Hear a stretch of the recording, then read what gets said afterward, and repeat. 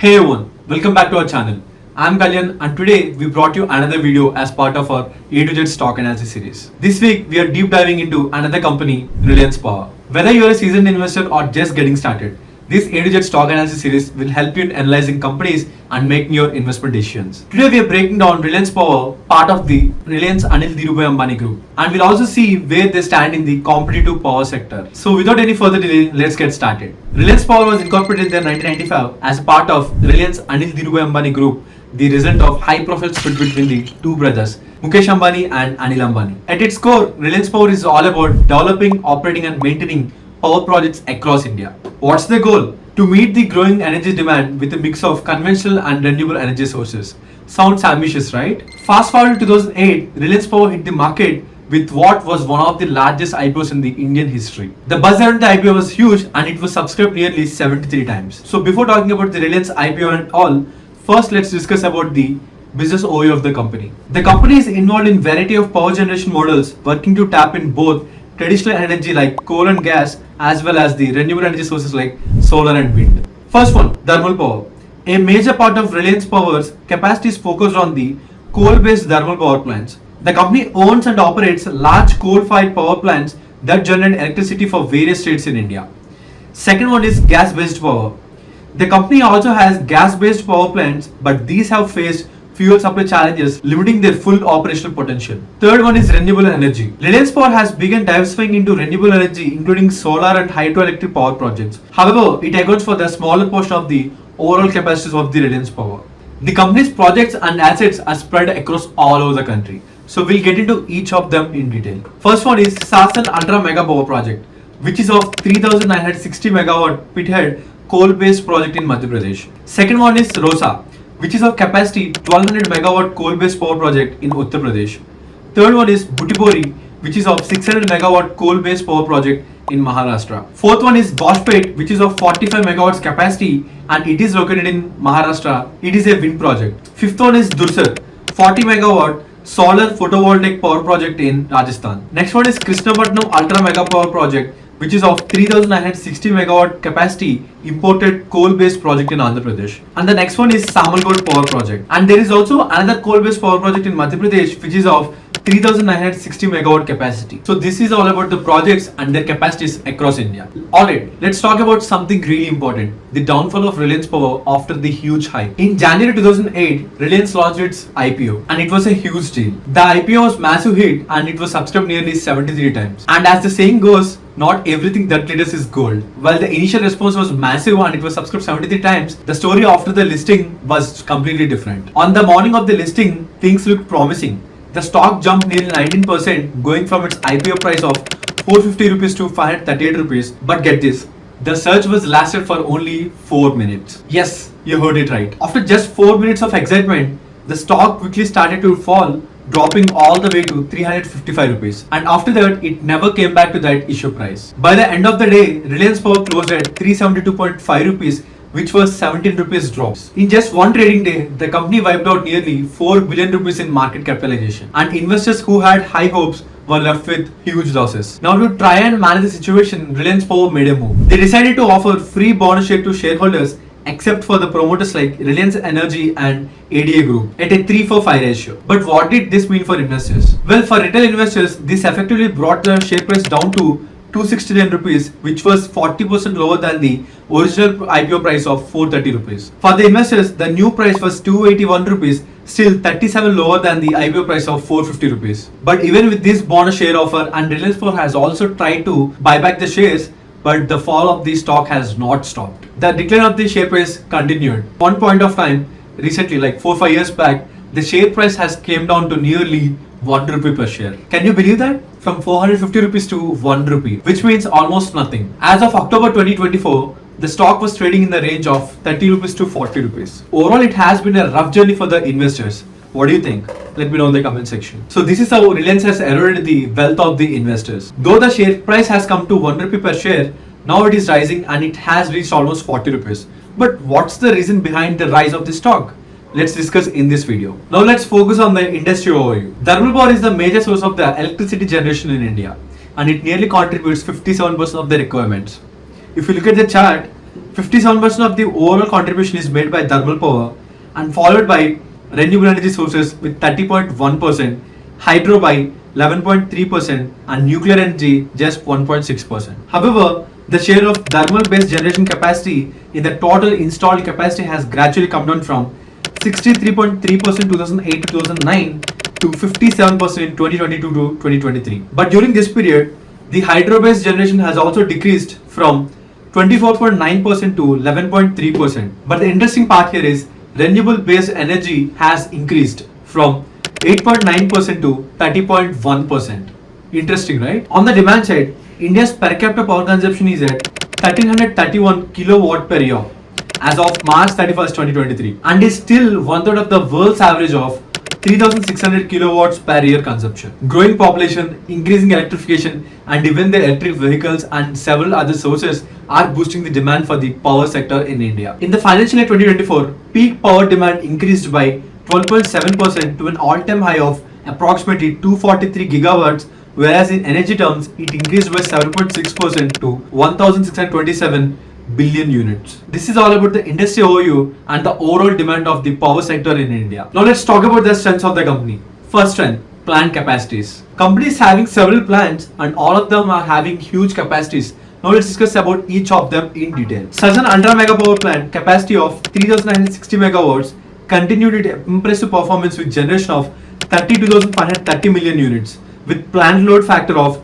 93.5%, demonstrating its efficiency and reliability. Compared to the all India overall PLF average, it is 69%, but it is having 93.5%, which signifies the exceptional performance of the plant. Second one is Rosa Thermal Power Plant with a capacity of 1200 megawatts, achieved a total generation of 7610 megawatt units during the current fiscal year, demonstrating consistent year-on-year performance. And the solar photovoltaic plant with a capacity of 40 megawatts utilize photovoltaic panels to directly convert sunlight into electricity, generating 59.4 mega units during the year. And the company's 45 megawatts wind power generation project in Vashpet, Sangli district, Maharashtra, achieved an annual generation of 50.96 mega units during the year. So this is how plants are performing well. And the second strength of the company is clearing obligations. Reliance Power Limited on September 17, 2024 announced that the entire obligations of the company as a corporate guarantor related to the Vidarbha Power Industries Limited stand fully settled, resulting in release and discharge of corporate guarantee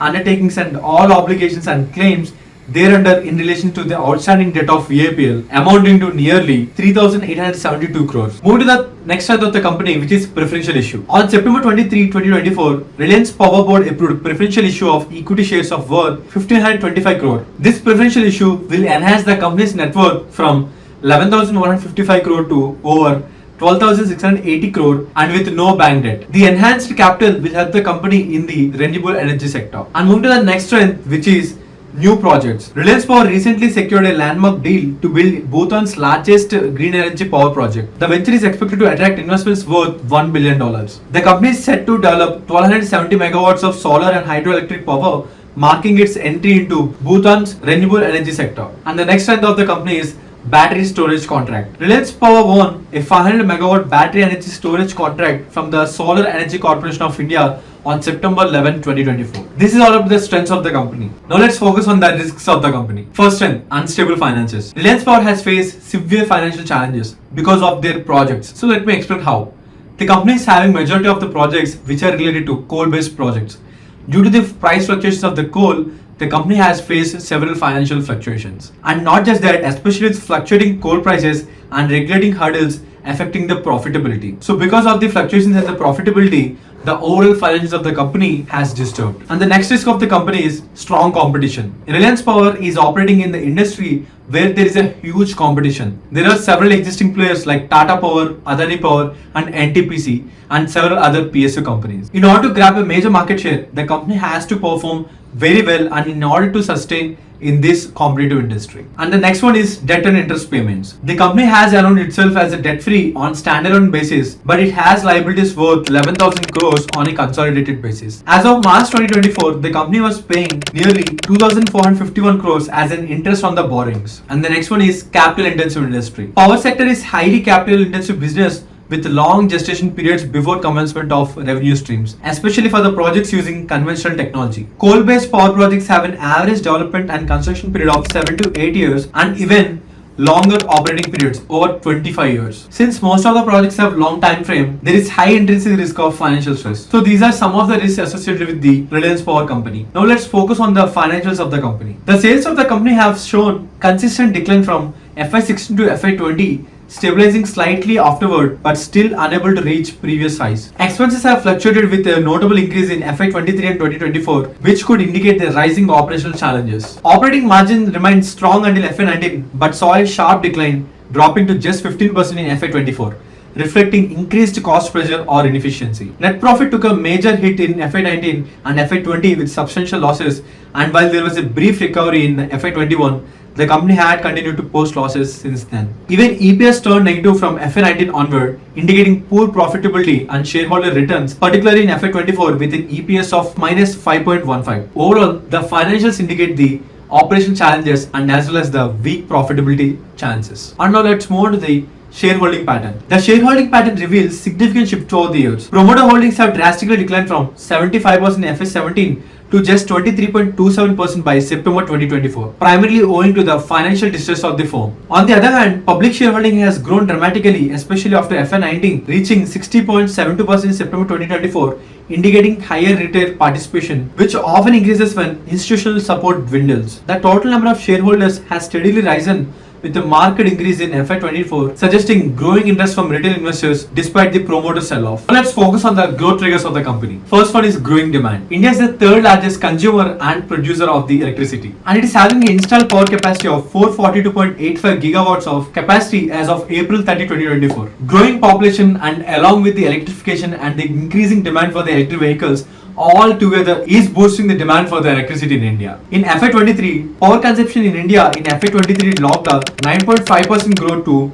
1503 billion units. India has committed to augment non-fossil fuel based installed electricity generation capacity to over 5 lakh megawatts by 2031 to 32. And moving to the next growth trigger, which is government policies and support. In the budget for 2024, the government has allocated funds for the electric sector more than 50% compared to the last year. Increased funds have been allocated to green hydrogen, solar power and green energy corridors in line with the renewable energy target for 2030. In November 2021, the government announced the support to this particular sector, domestic solar cells and module manufacturing, to nearly 24,000 crores from the existing 4,500 crores to make Indian exporting nation. PLA scheme on national program on high efficiency solar PV modules with an outlay of 90,500 crores was approved and launched. So these are the few initiatives that were done to support this particular industry. Now it is time for us to focus on the ESG. ESG stands for Environmental Social Governance. The first one is environmental section. Reliance Power is actively engaged in the sustainable development of townships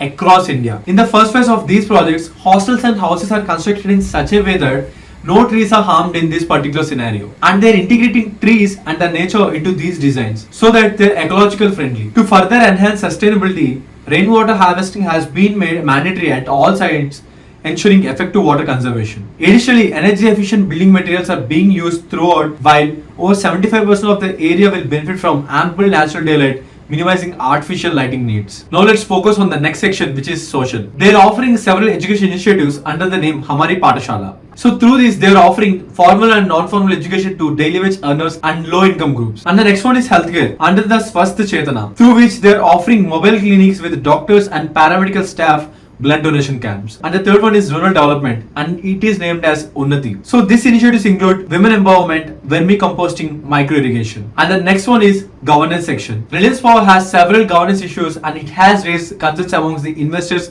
and shareholders. Some of the key issues include lack of transparency. There have been criticism of lack of transparency in Reliance Power financial reporting and business operations. And next one is project delays. First one is Reliance Meghnaghat 718 megawatt power plant. This project was originally scheduled to go into operations by August 2022, but it was not yet completed. But as of June 2023, the project was not completed. And the next one is Samalkot Power Project. This partially implemented gas-fired thermal power project is at a standstill due to financial stress and a lack of gas supply. And the next one is Tilaya Ultra Mega Power Project. Reliance Power exited this project in 2015 due to land acquisition issues. So there was a lot of delay in the land acquisition, and that led Reliance Power to exit this particular project. So this is how Reliance Power has faced several governance issues. And coming to the conclusion, Reliance Power has recovered multifold from its all-time lows, but it means nothing to the investors until unless the fundamentals have changed for the better. While the developments are promising, the company has to execute the projects in a better way